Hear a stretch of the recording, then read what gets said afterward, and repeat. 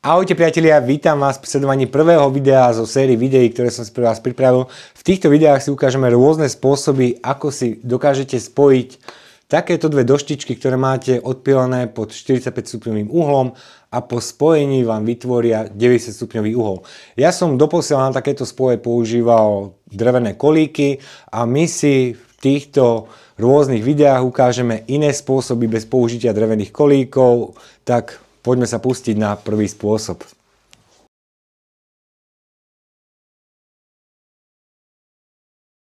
Mám tu pripravené tieto dve smrekové dosky, ktoré mám odpílené pod 45 stupňovým uhlom. Po spojení mi vytvoria 90 stupňový uhol.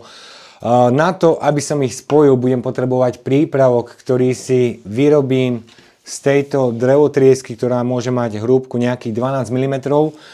Podmienka na výrobu toho prípravku je taká, že hrúbka toho materiálu určitej preglejky alebo drevotriesky musí byť menšia ako ten materiál, ktorý budete spájať. Takže tieto dosky môžu mať nejakých 22-25 mm, takže toto má 12 mm, ideálny materiál, je to odpad, takže použijem ho na výrobu prípravku. Tak poďme si vyrobiť prípravok.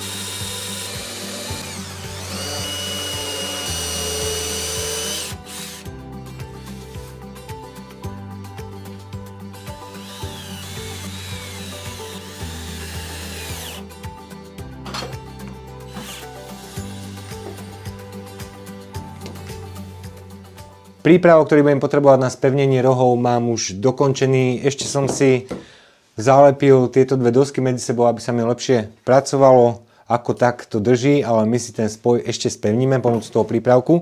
Tak poďme sa teraz bližšie pozrieť na ten prípravok, povieme si nejaké rozmery, čo som všetko urobil a potom sa pustíme ďalej do práce. Ako som v úvode videa spomínal, tak na výrobu toho prípravku som použil drevotriesku s hrúbkou 12 mm. Najskôr som si pripravil tieto dve doštičky, ktoré majú rovnaký rozmer, ktorý je 6 x 22 cm.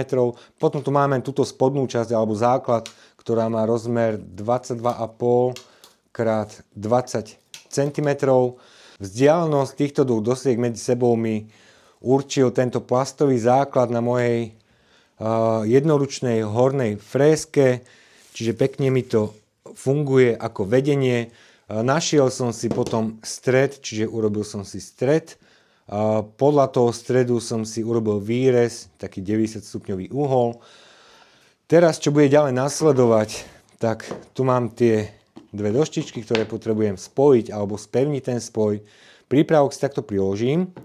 Pomocou tejto hornej frézky si urobím vybratie na šírku podľa toho, akú mám založenú frézu. Táto fréza po odfrézovaní mi vytvorí taký kanálik so šírkou 12 mm.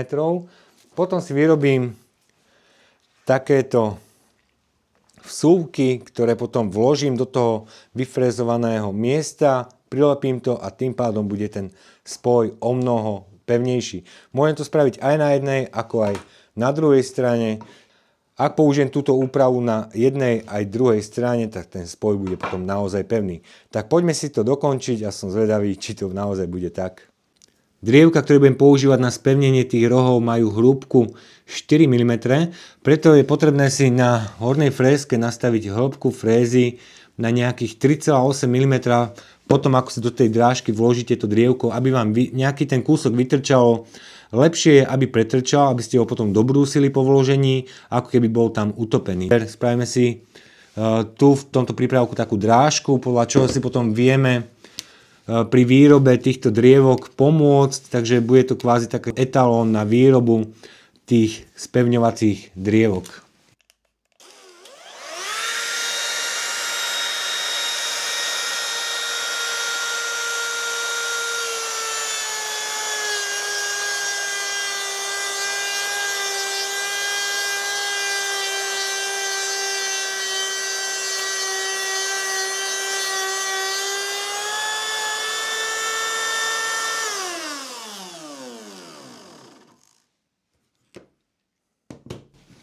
Tak, drážku mám urobenú. Keď ja potom priložím si tento prípravok a pôjdem tou hornou frézou, tak rovnakú drážku mi spraví aj na tom spoji. Čo som zabudol povedať, okrem spevnenia je ďalšia výhoda tá, že ak máte nejaký nedokonalý rez a máte tam možno nejaké, neviem, 50-kové milimetrové medzierky, tak vďaka tomu drievku vy si ich prekryjete a budete to mať tak dokonalé, ako keby to bolo robené od profesionálneho stolára. Tak poďme si teraz pomocou tejto drážky vyrobiť, ako môžete vidieť, mne tu chýba možno nejakého pol milimetra, takže idem si vyrobiť nejaké iné doštičky podľa tejto drážky, budem to určovať presnú šírku, pretrča mi to, takže hĺbku mám dobrú, tak poďme si niečo vyrobiť.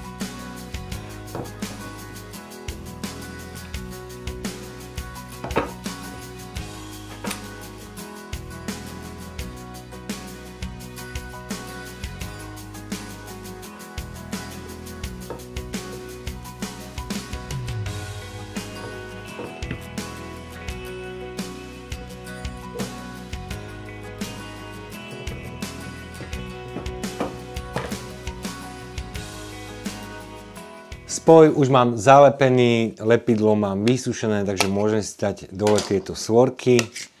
Vyzerá to teraz nejako takto. Nech to preostrí. Potrebujem si dať ešte dole tie vyčnievajúce časti a budem to mať dokončené. Čo som nespomenul, tak tie malinké doštičky som si vyrobil z orechového dreva, čiže je to tmavé, tvrdé drevo. Je to aj také kontrastné, keďže toto je bledé smrekové drevo, tu máme tmavé orechové drevo. Určite odporúčam použiť nejaké tvrdšie drevo na výrobu týchto malinkých doštičiek. A poďme si teraz dokončiť tieto výstupky a budeme to mať hotové.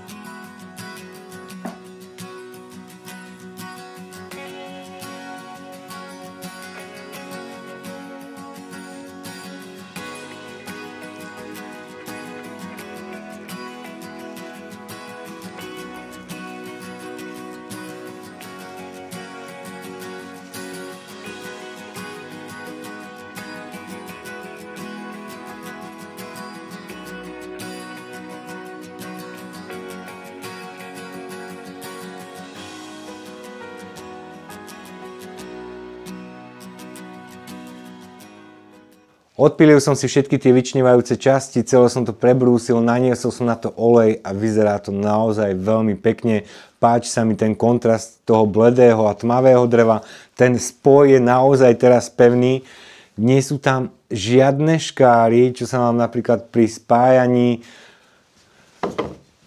takýmto spôsobom veľmi ťažko podarí. Takže za mňa je to určite dobrý spôsob spájania dreva. Prípravok, výroba prípravku je úplne jednoduchá. Ak by ste mali nejaké otázky ohľadom tohto prípravku, tak mi napíšte do komentárov. Ak sa vám aj tento spôsob spájania dreva páči, napíšte mi tiež do komentárov, alebo ak sa chcete niečo iné spýtať. A ja vám ďakujem za pozrietie dnešného videa. Samozrejme, ak sa vám dnešné video páčilo a chceli by ste viacej takýchto podobných videí, aj to mi napíšte do komentárov a budem sa venovať viacej spájaniu dreva. Ja tu mám ešte pripravené 2 páry doštičiek, ktoré si potrebujem medzi sebou spojiť a na ktorých by sme si ukázali ďalšie spôsoby. Takže to je z dnešného videa všetko. Ďakujem vám za pozretie a vidíme sa na budúce. Ahojte.